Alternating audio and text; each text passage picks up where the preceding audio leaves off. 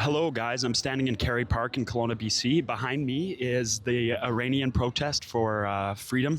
We're going to ask them a few questions today and see if they're interested in talking about it. We're basically just going to wing it and see. I got a few questions pre-scripted about whether they think the monarchy can survive or if we're going to go to a republic, which is a better idea, and we'll see how it goes. Right now, for the last half hour, they've been doing speeches. Some of them more fiery, some of them less fiery, and it looks like it's basically just protesters in the support of Iran freedom. So we'll see what goes on. This protest will be every Sunday, from 1 to 3 p.m. At Kerry Park, which is where we are right now. It's just across from City Park. So if you guys want to come and show support, do it. Reza Pahlavi, about whether he can actually unite both the monarchists and the left who want a republic. So would you say, what would you say about that and whether he can actually unify? Well, I think actually he's been able to do a great job at that. A lot of people who were doubtful before, now they're just all of them are gathering around his umbrella or his unity, and they're thinking, okay. And he is suggesting freedom. He is suggesting that we can do this, and he's saying, after all this, I'm doing a transitional government, and after that, we're gonna have a election, and people are gonna vote. They're gonna choose the government that they want, and they're gonna choose the people who want to run that government.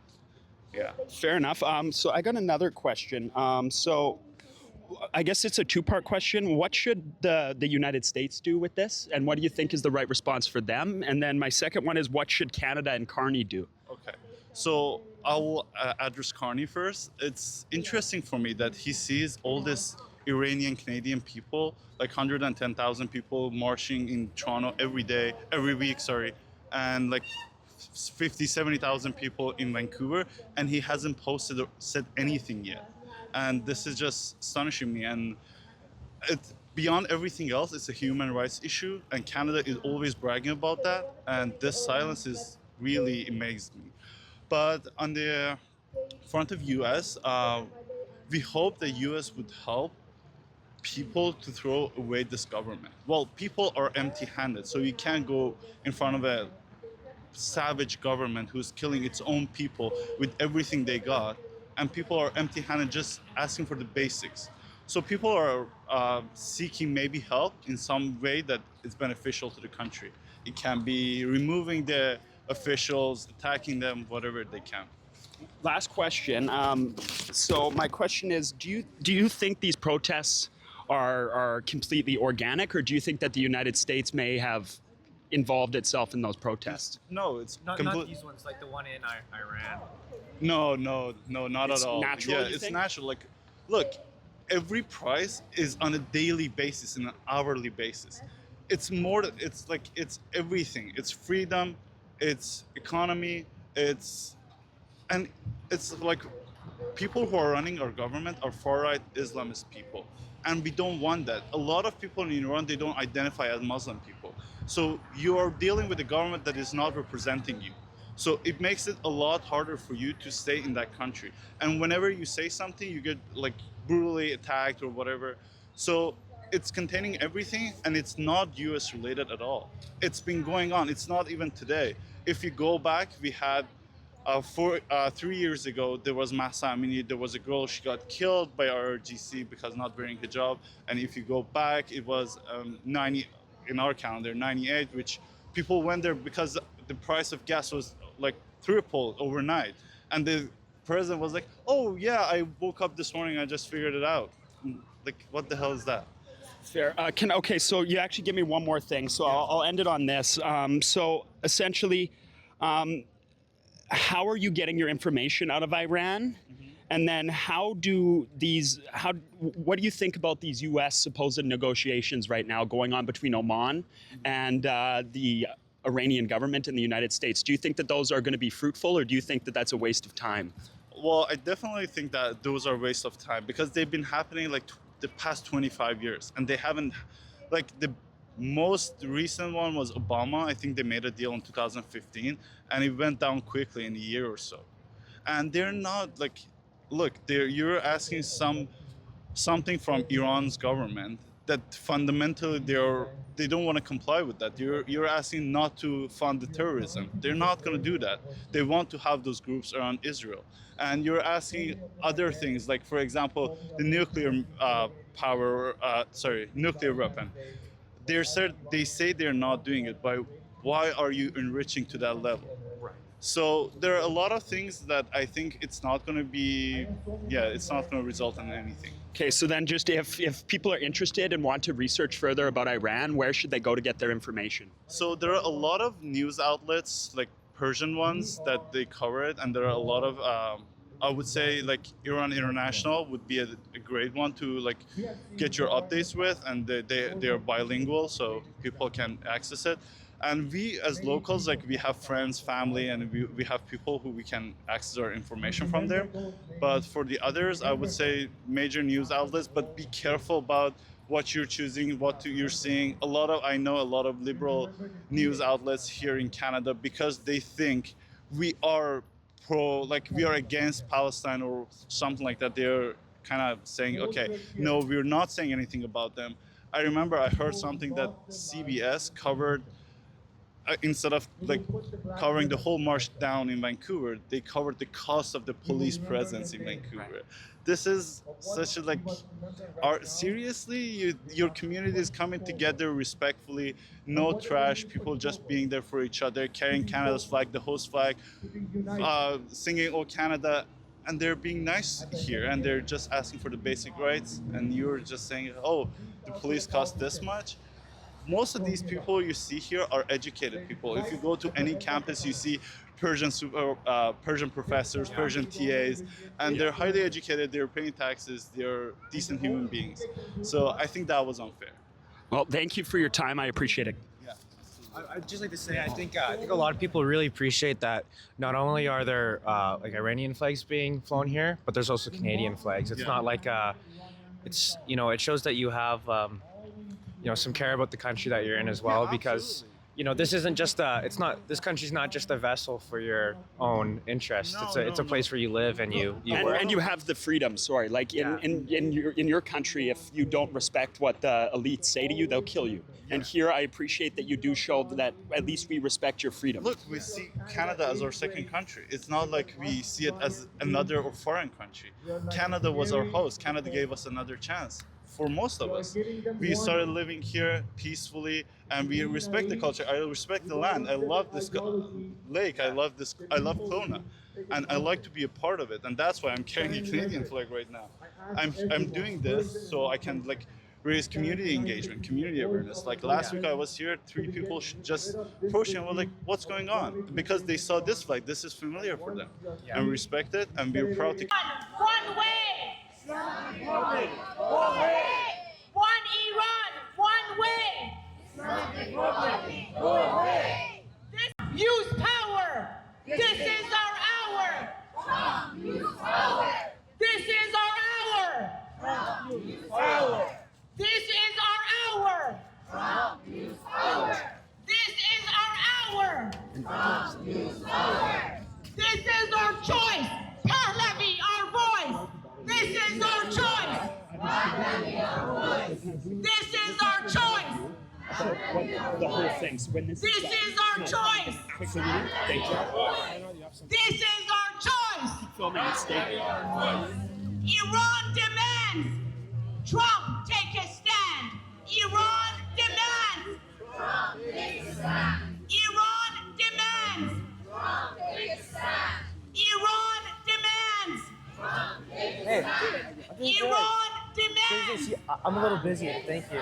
Is that cornbread? Iran is rising. Pahlavi is leading. Iran is rising. Iran is rising. Pahlavi is leading. Iran is rising. One Iran, one way. This regime must go today. One Iran, one way. This regime must go today. Together, one Iran, one way. This regime must go today. Dude, I can't hold it. One way. This regime must go today. Just put it down. Thank you. Javed Shah. So I want to tell you, this is not a matter of a nation, a region, or a continent. This is a global human catastrophe. Any lives lost, doesn't matter, it has been in 1913 in Armenia, or in Kosovo, or Bosnia, or in Gaza, or Iran, it matters. We are always we should stand on the right side of the history. And Canadian, as a nation, they have been always on the right side of the history. You know, you go anywhere in the world, I travel a lot. There's always animosity on this side and that side, but nobody ever say anything bad about Canadian. And that is because Canadians are the messenger of the law. They're the prophet of peace. And in this very sensitive, important time in a human history and in our modern history, Canada will, I certainly hope, will stand. Of course, I don't mean Canadians because I know they're all on the right side, but the politicians, they will stand on the right side of the history. We have lots of Canadian friends here. I really want to express my gratitude to you for supporting us. And no matter what will happen, you are in our hearts. But I want you also convey this message. Be the conduit of what's happening in Iran. And unfortunately, the media is not doing a greatest job. You know, you look at, I read this and also brought tears to my eyes. BBC is one of the world leaders in journalism. They said, we identify about 200 people who got killed. 200 are talking about less than 5 years old, because there were about 200 people less than 5 years old on the hands of the parents. At least 36,500 confirmed death. So this is a matter of not Iranian or Canadian. You know, we have to be first human being, and we all are. God bless Canada, God bless Iran, and God bless freedom. Thank you.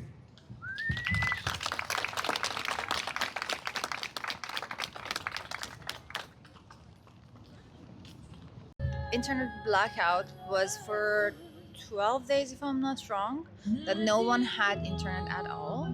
But at some point there was internet, but the internet was filtered. So now they use VPN basically, and VPN is something that is being sold by the government themselves. So they filter the internet and then they sell VPN. So it's like that's how we keep up the communication. But like for the first 2 weeks that there were no internet, there were a few people who had Starlink, and they leaked out the images and the news. Yeah. But now that everyone has internet, my parents, they are not tech savvy, so I cannot communicate with them through internet, but they call me every day. So they call me on phone. And you can still do phone calls. I can't, they can. Okay. Yeah, it's like communication is one way. It's like I don't know what is the situation, but it also changes. So they can call me, but I cannot call them. My name is Ray, R-A-Y, and the last name is Taheri. It spells T-A-H-E-R-I. Okay, and so how long have you lived in Kelowna? I lived in Kelowna, I think 20 to 21 years. I just came here actually 20 years, 2006. So you're a professor, I hear? I'm a professor in a school of engineering at the University of British Columbia. Obviously, I'm not representing the view of my employer at this point. It's a disclaimer, Just for fun, exactly. my cousin is Gord Lovegrove, actually. So you may hello. know him. He's my best friend. He's a good guy. He's a good guy. Yeah, absolutely. So my questions for you are I have a couple. I'll try to be as quick as possible. Sure. So from talking to my contact at OC, he said that the question is Reza Pahlavi able to unite the left and the right who seem to not be able to sit together and talk? Or how do you view that issue? It's a very profound question. When we go back, what is happening on the street in Iran, there are millions of people, and I'm not saying everyone, but millions of people are chanting his name. It seems the son of the monarch has some ground in Iran and had lots of followers. Outside of Iran, also we saw like 150,000 people in Toronto. There were like 100,000 people in Los Angeles. It seems he's a potential leader for the duration of the transition. He himself has mentioned many times that I'm not interested in bringing monarch. I'm not interested to leave the country for the rest of my life. I would like to be the leader during the transition period, and after that there would be a free referendum that a large spectrum of people with different political orientation can join. And it seems to be reasonable because the last few movements we lack a leader, and historically when we have a revolution without a leader, the chances to succeed is almost next to none. Okay, my next question is like, who burnt the Grand Bazaar? Do you know, or you don't speculate if you don't want to, but like, what do you think? Actually, I have some real information from 3 different people. One was a family member, and one was a journalist, very well-known journalist, and the other one that, there are about maybe 100,000 followers. What happens in some called Rasht, is a city in north, was that because they cut the internet, and in Rasht there were so many, over maybe, I don't know, several 100,000 people, they gathered, the entire security, they dropped their weapons. And people in Rasht, they thought that is over, because we have done that in Rasht, they're going to be in Tehran, the revolution already is good. They're celebrating for 24 hours, they control the city. But unfortunately, they brought some mercenaries, they shot people with anti-aircraft gun. It's like 50 mil. So they were the IRGC and their proxies. So they push people to this bazaar. This is the largest open bazaar, has about 2,500 stores. They push it there. There has only 2, one entrance on one end. And there were thousands of people there going there. They start the fire from one end. They did not allow the fire trucks to come and extinguish the fire. And those machines, guns, they went on the other side because there's only one exit. And then they shot every single person. That was one of the bloodiest, among all of them. I think about 2,000 people, they got shot in that, So he also brought this up. I don't actually know much about this, and this is sort of separate. Have you heard of Goldie Kamari? She's a rights advocate she's out of Toronto, and she was an Iranian-Canadian person. She mentioned that someone in the IRGC, I'm not going to quote her words because I don't have them, may lose everything but their finger, or something to that effect. And after that, she lost her right to practice law in Ontario. Have you heard of any of this or no? I have not heard anything. I know you have to understand, this regime, they hijack a country for 47 years. Iran has 7% of the entire world natural resources with only 1% population. So Iran should have been one of the top countries because of the ratio. So they have lots of power, they have lots of money, they have lots of proxy. Anyone say something against what they want and they feel that this is gonna hurt them, they go with the law, they go with the top lawyers. I'm not sure about her, but I know a couple of even professors, they lost their job because they expressed their opinion. In Canada? One particular one, I believe, again, don't quote me, was a gentleman who was, I think, in Simon Fraser, I'm not sure. Somehow, I'm not sure what was the detail, but I know he lost his practice or somehow suspended for saying something that it was not, I don't know what he says. Yeah. Whomever anyone says, it has to be under the blanket of democracy and law. Right. So I don't know if anyone says something again that is harmful to the community, it should be completely refrained from saying. Okay, so I've got maybe about 3 more questions here. So the next question is about the U.S. and Iran. So, or what should the United States do with the President of the United States, Trump, of course, and his military, and what should Canada do and Mark Carney for the Iranian people? Well, first of all, about the United States president, so somehow we all said that the lock and loaded. So people in Iran expected when they came in the street, millions of them, 5 to 7 million, to get some help. But I personally believe they underestimate the atrocity of the regime. Historically and statistically, when 3 to 5% of any country, people come in the street, they can topple the government, except in a situation that they brought anti-aircraft gun to kill us. And there is this one person who was kind of in the top. They asked how many people you killed, and he says, I don't know. We kill as many as they go home. So that's one. So we wanted get help. So when Trump said that, come on the street and occupy the government building, I believe his administration was under the assumption that it's over. Right. But they didn't know. So I think Iranian people, they need foreign intervention to come and disarm this killing machine. Is one of the worst. Would you consider them a terrorist regime? Is absolutely terrorist regime. What is the definition of terrorist? So terrorist is that you use your power to terrorize the world. You are funding all the terrorist organization in the world. You are terrorizing your own people. I mean, let's go to the history. There is not a single case, first of all, ever in the last maybe 500 years, a leader, so-called leader, killed about 40,000 people of his own. Not to mention that the only two occasions that this many people died in such a short period of time was in Hiroshima and Nagasaki.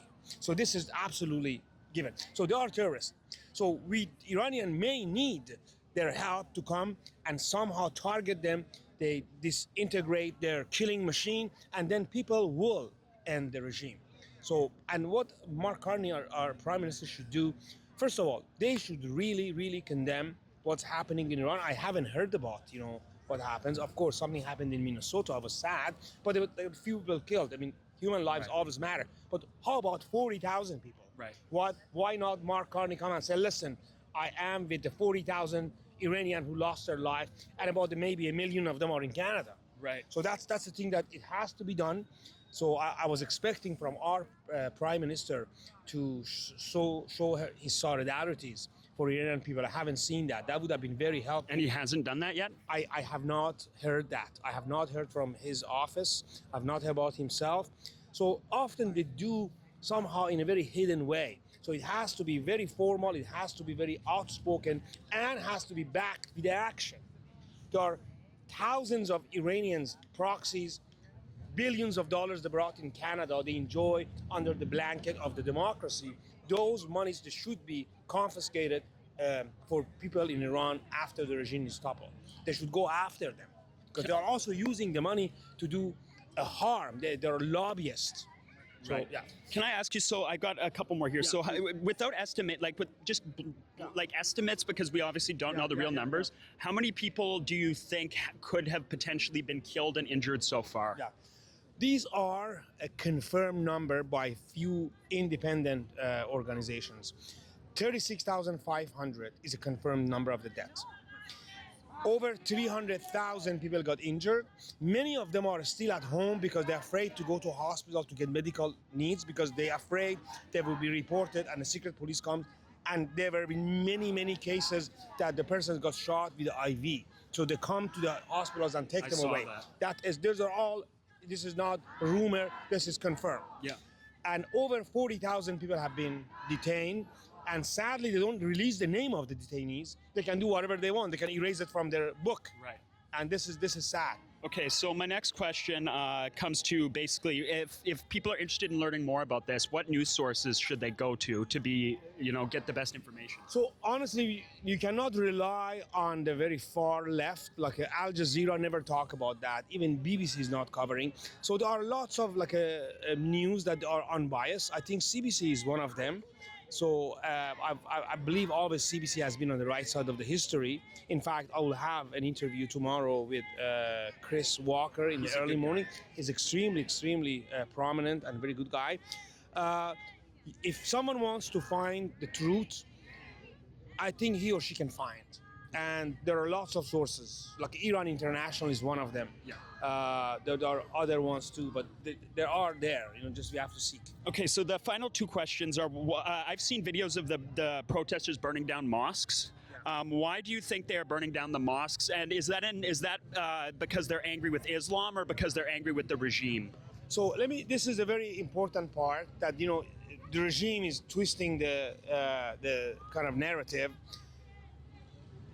Iran is a country that the population, majority of them are Muslims, and they believe in Islam, maybe because of the fact that they have been controlled by a very radical Islamic military regime. They are not as much believed as before, but it was not the reason they burned the mosque.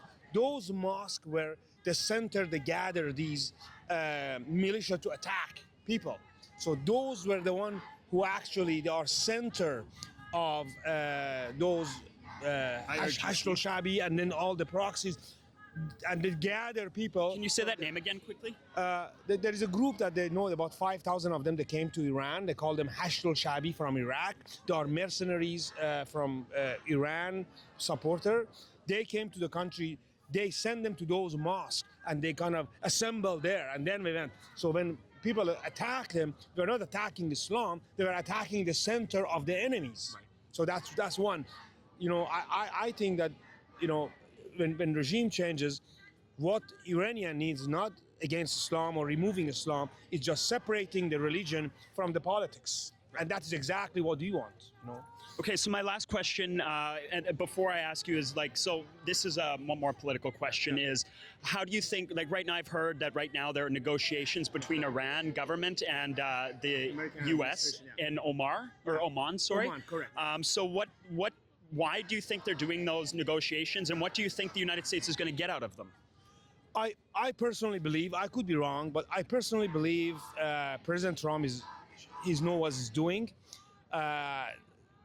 Just after this negotiation, they put a tariff of 25% with whomever is dealing with Iran. That make the rope tighter around the neck. I think the attack is imminent. It will happen. And I don't think Trump or anyone in the region wants to have a regime that creates instability in the region. So Iran regime, the small laws are time bomb. They're gonna explode one sooner or late, and it's gonna harm everyone else in the region. So the world and Iran and the region would be much safer without this radical regime. And in a worst case scenario, if even we don't get help from outside, this regime cannot go back, because then you go and kill 50,000 people, 20, 30, 40,000 people, the arrest. There is no way to go back.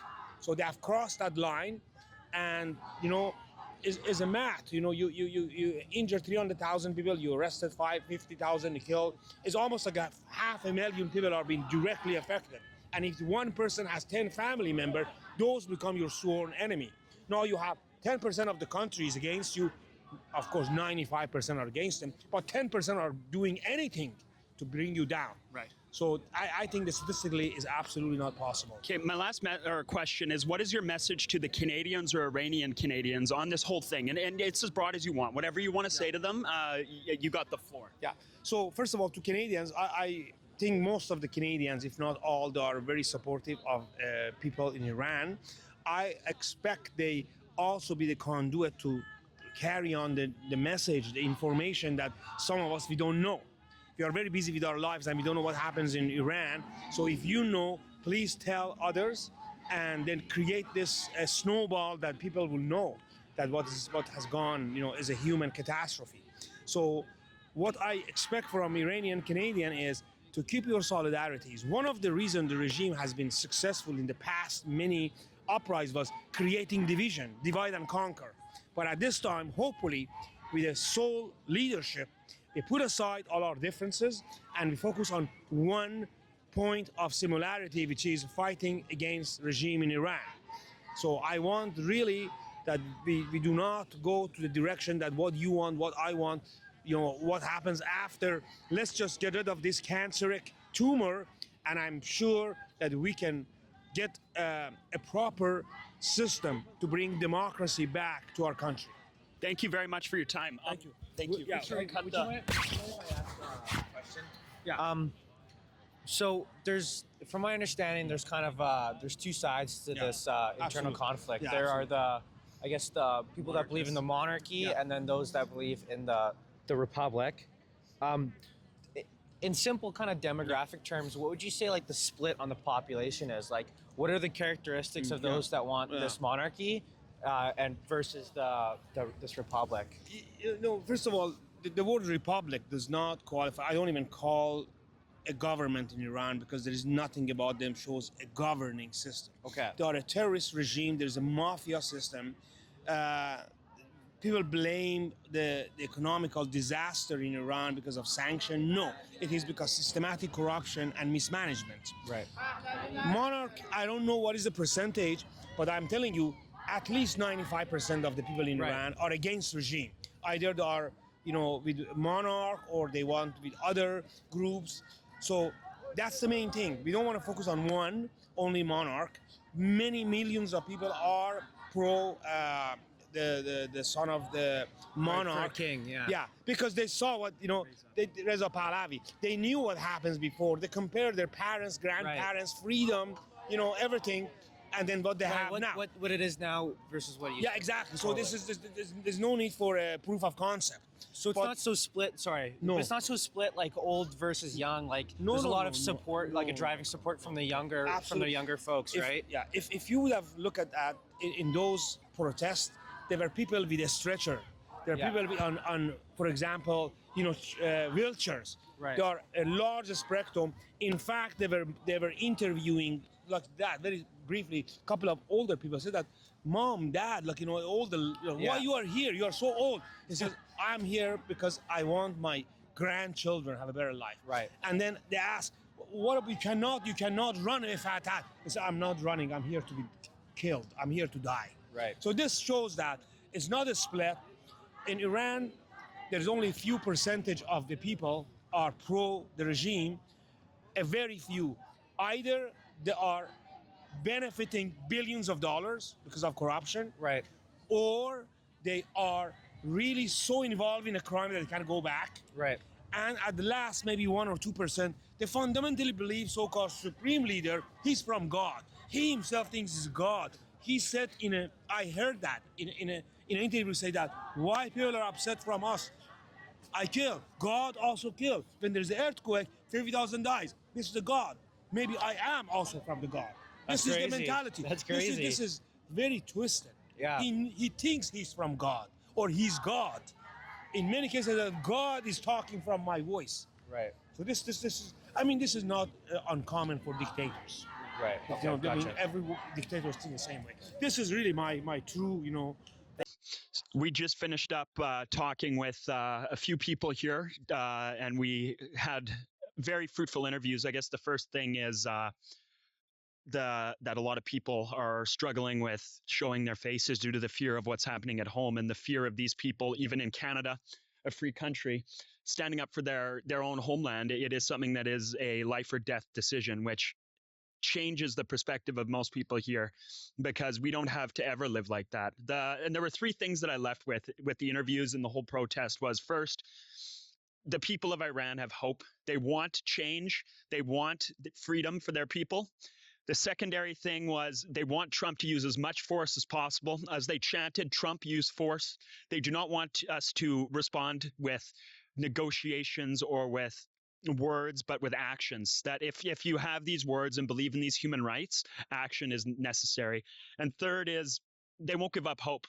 I was actually interested to see how many people would show up. And for a small town like this is quite a big crowd, and they're going to be doing this every Sunday. So my closing point and seeing this whole thing is that they see the world in a world thing. This isn't just about Trump bad because of the tariffs or Carney good because of the whole thing. It's no, we have to actually, as a country and as Iran, as supporters of freedom in Iran, we need to stand up and actually with words and with action. So please like and share this and let people know that what's actually going on. This is Kelowna, right? And in every city across this great continent, people are right now protesting for their freedom. Thanks for watching, guys.